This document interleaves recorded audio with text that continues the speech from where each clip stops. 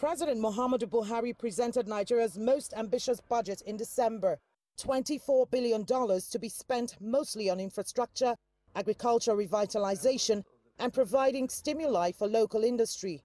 His government is counting heavily on the full recovery of Nigeria's oil output capacity at 2.2 million barrels per day. At least 67% of the budget funding is expected to come from crude oil export revenue. The problem is, output only hit a maximum of 1.8 million barrels for a short while and started falling again. Currently, it stands at 1.2 million barrels per day, and that is raising concerns on whether the target set in the budget would be met. The Recovery and Growth Plan actually expects that Nigeria will be back to 2.2 million barrels per day by as soon as possible. That's the language. And then hopefully that will also get to 2.5 million barrels per day before 2020.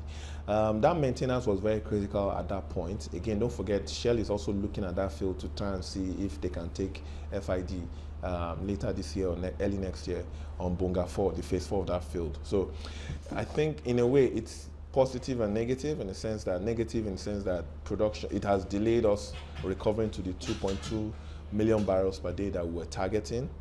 But on the other side, it has also helped Shell to, further assess the field, see how they can also accelerate efforts to taking a final investment decision that will then boost production from the field in future. The 2017 budget is billed as a recovery and growth budget, meaning it's the budget to pull the country's troubled economy out of recession and place it on a path to growth.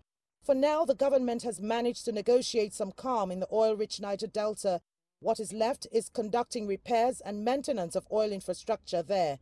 And for that to make sense for this budget, it must be done swiftly to guarantee steady funding.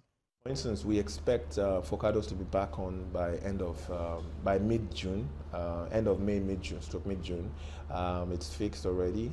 I think issues around security is what's delaying it. And then and then possibly Brass River within Q3 as well too.